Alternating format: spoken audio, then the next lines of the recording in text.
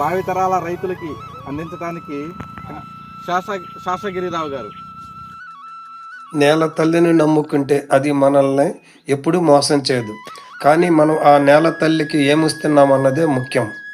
రసాయనాల కాలుష్యం నుంచి భూమిని కాపాడుతూ ఆరోగ్యకరమైన రేపటి కోసం అడుగులు వేస్తున్న ప్రజాకవి, జాతీయ ఉత్తమ ప్రకృతి రైతు పురస్కార గ్రహీత శ్రీ దర్శి శేషారావు గారు.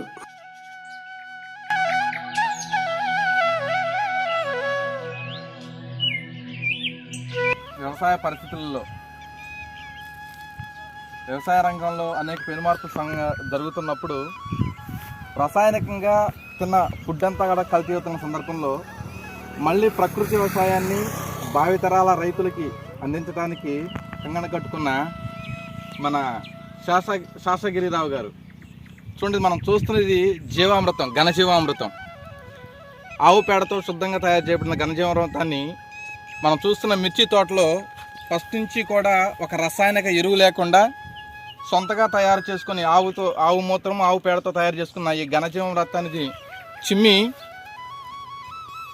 పశువుల ఎరువునే వాటికి బలంగా ఉంచుకొని రసాయనిక ఎరువులతో ధీటుగా పంటను పండిస్తున్న మన శేషారావు గారికి చాలా ధన్యవాదాలు. భావితరాల యువ రైతులకు కూడా ఘనజీవామృతం యొక్క విలువని తెలియజెప్పాలి. ఆయన అనేకులకి చెప్పాలని, అనేకులు ఎదుటి తీసుకురావాలని అంతగానో ప్రయత్నిస్తున్నారు. ఘనజీవామృతంతో పండించిన పంట క్రాప్ చూడండి ఎలా ఉందో. ఆరోగ్యకరమైన జీవితానికి ఆరోగ్యకరమైన పంట ఘనజీవామృతంతోనే సాటి.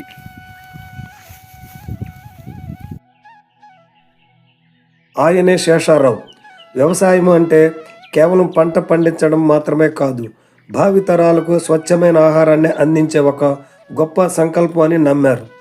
పురుగు మందులు లేని సేంద్రియ పద్ధతులతో ప్రకృతికి విఘాతం కలగకుండా ఆయన సాగిస్తున్న ఈ ప్రయాణం అద్భుతం.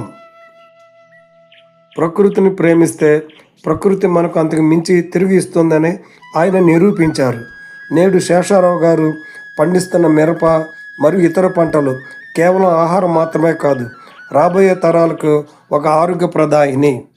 శేషారావు గారు ఒక రైతు మాత్రమే కాదు, భవిష్యత్తు తరాలకు ఒక నిజమైన రోల్ మోడల్. ప్రకృతి సేంద్రియ వ్యవసాయమే మన అందరి భవిష్యత్. జై జవాన్, జై కిసాన్. ప్రకృతిని ప్రేమిద్దాం, పర్యావరణాన్ని పరిరక్షిద్దాం.